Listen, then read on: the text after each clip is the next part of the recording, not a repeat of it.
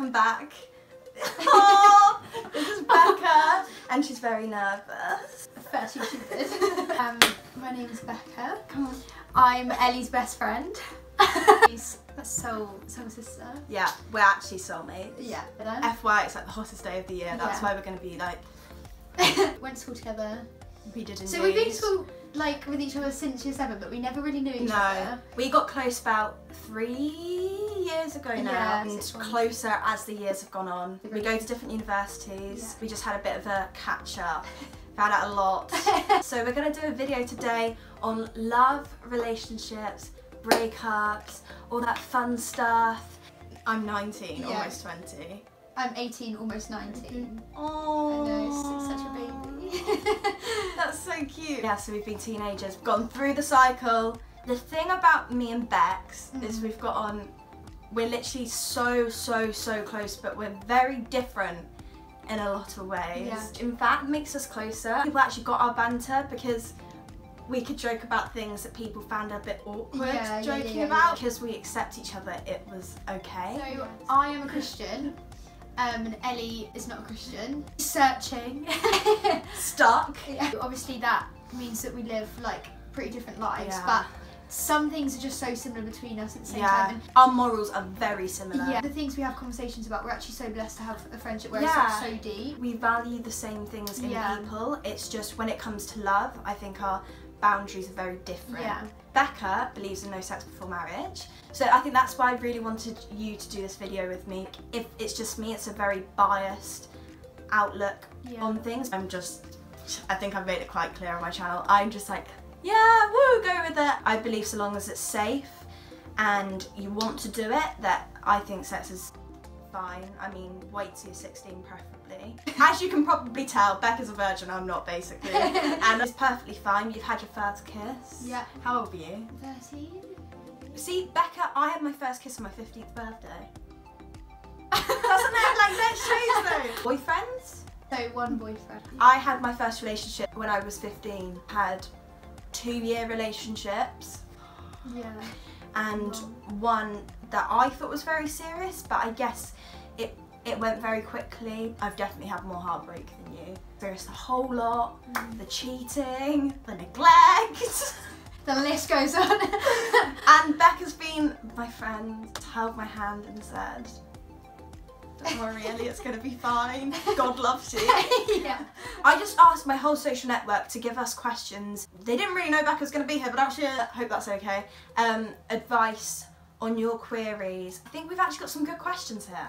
Yeah. So I'm going to ask you the first question. Oh, you're going to ask me? Oh my gosh, okay. Because I think that you'll be really good at answering this one. Size, does it matter? We're talking about... Yeah. I mean, no. You don't think it matters? No. You're not going to be seeing it till you're married anyway, so you've just got to deal with it. Basically. So long as they have one, you don't mind. Yeah, no, that's exactly it. My brother's sat in the room, by the way. I don't think it matters. I do think it matters when someone in public situation, they're just going on and on. Oh, it's so big. Yeah. And then it's like... It's the laddish thing, isn't it? Yeah. And there's the cheesy phrase, it's what you do with it. So, Becca, you're going to be fine. Yeah. Yeah, it's not worth worrying about. There's a lot of other things in a relationship that can. Like if you're just judging someone on their willy, good God. Personality matters. Yeah. And the amount of boys that have a massive ego. Yeah. It's not attractive, guys. There are tons of breakup guides and guidelines that people preach all over the internet. This is undoubtedly because breakups are almost always an emotional shit show. What would be your guide? To a breakup? Yeah. What advice have you given me?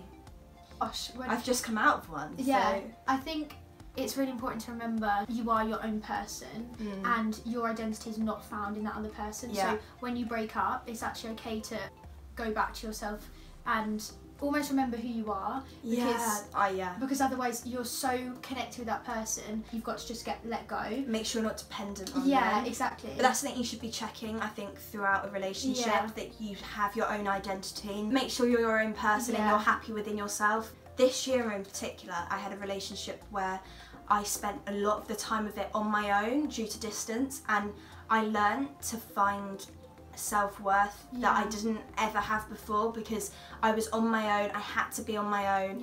And I think in relationships you get used to like the tactile, when you're sad you get cuddles and all that stuff, and it makes you feel better, but actually it doesn't make you feel better. And I think that if you learn to love yourself, then it's easier if you get heartbroken or it comes to an end to kind of say to yourself, I can be my own person, I will be my own person. And I would say never regret a relationship, because at that time it made you happy, making you the best version of yourself, then it's the right relationship. If it starts making you both the worst version of yourself, then that's where it's so hard, but you have to have like a mature mindset to say it was nice, but it's different, and especially if it's changing you. And I think it's also really important from like other people where you've watched it all. And it's hard, but if you're choosing to break up, be intentional with that. Break up, but I'm not sure I'll go back. Like that hurts, and I've seen other people be like just broken from that, because they say they break up and then they go back to it, and then years later it's still continuing, but it's so unhealthy. The hardest thing about a breakup is having to be on your own, being in bed on your own, going out and seeing your friends in relationships and knowing you're on your own. All my friends are in relationships. When you have that kind of love for yourself and you love your friends, I'm so happy for you guys, but at the same time, then when you're single and they're having a shit time, I don't have to deal with that. Block them off everything. Your close friends will have a loyalty to you, and for example, the thing I've had to say to my friends, can you not show me their stuff? I don't want to know what they're doing at the weekends. Just being committed to saying, actually no, this is not happening anymore. And one day, over time, you learn to move on. I'm friends with some of my exes now. So it just does show. At the time you think it's the worst thing in the world, but then after a while you're kind of like, I think you gain more respect for somebody when you break up with them. It was fun while it lasted. I have a crush on a boy, but he has a girlfriend. How do I get over him? Gosh, that's controversial. It depends whether it's reciprocated. And obviously so obviously that's just wrong anyway, but that's unfair on the person who has the crush, because you know, if she's making a point that she's interested and he's got a girlfriend but he's doing the same, then a serious conversation needs to happen, because fair enough if it's one-sided, I'd just say you've just got to, again, discipline yourself. If I have a crush on him, I've got to just avoid him at all costs, because it is tempting, isn't it? Like, if you find a guy attractive and you have a good banter, you've got to just be like, they're happy. And it is so easy with social media stuff to just sit and stalk and like go through it all. I think you've got to kind of be mature, because at the end of the day, relationships are really a really big thing actually. And I think too many of us see relationships as just a banter almost, but actually for that couple, that's like a really big deal. And there's a difference between lust, fancying someone, and loving someone. You're not having any one-on-one time with them, so that isn't going to develop. And it's perfectly fine to fancy people. Just don't pursue it. Like, girls and guys fancy so many people, just don't actually go through with it, because would you ever want to be with somebody that can act like that to somebody else? Once a cheat, always a cheat. Something from one of our youth leaders was saying the wandering eye. Like, oh, do Christian boys or Christian husbands, do they have the wandering eye? And the guy was saying that, you know, many boys, whether you're Christian or not, have that wandering eye, but it's the second eye that's what's critical. If you look at someone, you're like, okay, fair, they're good looking. If you go back and you're looking again, that's where the issue is. There are a lot of attractive people out there, and if you've been in a relationship for a long time, I don't know, things change, don't they? But it's what you do after you pursue it, whether you go through with it, that's where the difficulty lies. I think it's really healthy to be in a relationship where you can be like, oh, I mean, I had a boyfriend once that went, she's fit, and I went, I know. I was like, like, she is fit. That stage in a relationship where you trust them, I would say to this person, don't tell your friends, because that will get back to the girl. It's so bad being involved in someone's relationship, like being the third person. No one wants to be that person. No. If someone's happy, please just let them be happy, and don't be that girl. My boyfriend constantly wants sex. Not in a pushy way, but I can see he wants it. And it makes me feel bad and as if I'm depriving him, because my sex drive is so much lower, not because he's making me feel that way. But any ideas how I can get around it and feel less bad when I'm just not feeling it? That's a big question. Sex has become the main part of the relationship, which is actually really unhealthy. Sex is a bonus add-on to a relationship. It's not the core of the relationship. And I'd agree with that. When it becomes like that, then the lack of it means that the relationship is deprived. rather than the relationship being great and then sex being an add-on. Obviously Becca's waiting, but we were saying at the same time, it's not like you're with your boyfriend and you don't find him sexually attractive. Yeah. That's something that kind of comes along with love, the banter and the laughs, is you do have a sexual attraction, and it's unhealthy if it comes to the forefront of the relationship. Yeah, I think it's a cultural thing where it's got to the point where, you know, sex is everywhere at the moment. Sex on magazines, on TV, on games. The push of sex has become so dramatic that now it's kind of like everywhere, so it's not surprising that this is kind of happening. I think I'm coming from a point which a lot of girls feel competition out there, and like we were just saying, there's so many attractive girls, and you do feel sometimes that if you don't give it, they can get it elsewhere. Not healthy, and you need to know that they love you for you.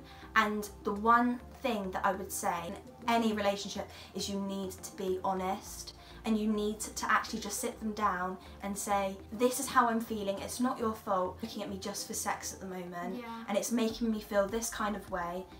It can make you actually feel rubbish about yourself, rather than feeling like, oh yeah, like they want me all the time.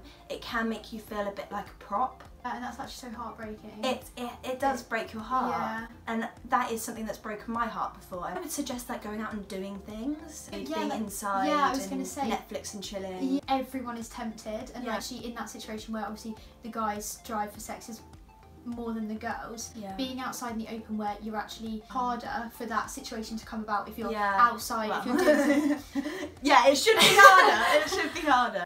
I can understand it must be really hard. She could sit down and have that conversation, but that is a hard place to be anyway, because that's a vulnerable place to be like, actually, I do not feel how you feel. And just, you've got to remember, this is like scientifically proven.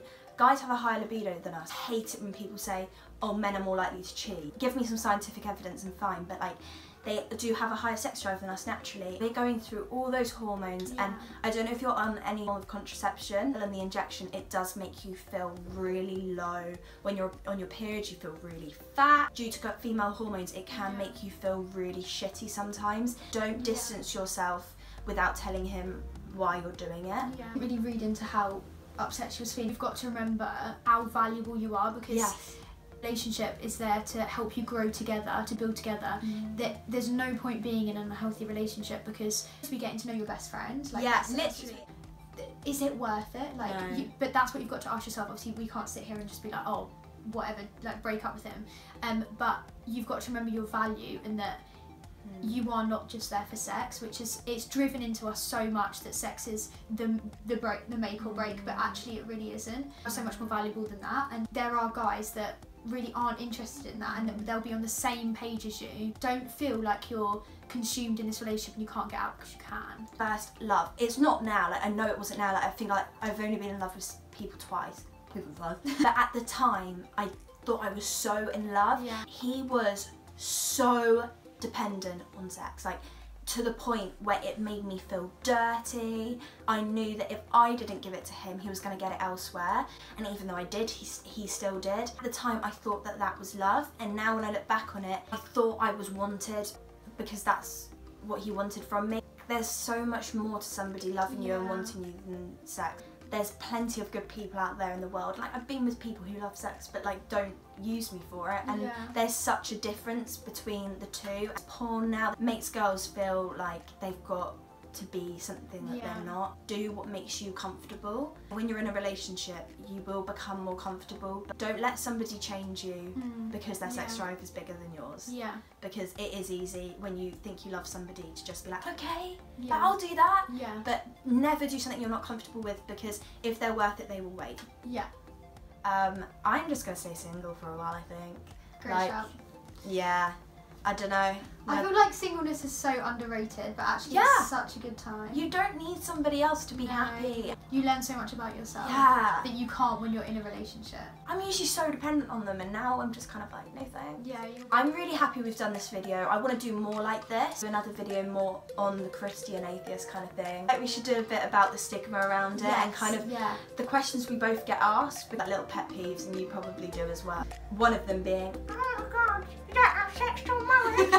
We're best friends, and like, look how different we are. I will put my Instagram below. If you guys ever have feelings like this, I'm always here. I'm sure you are too. Some of you might feel like you relate with Becca, and I'm sure you'll be happy to answer questions, because no one should ever feel alone. And you think it's harder to talk to people that you're close with sometimes. Yeah, so thank you so much for watching.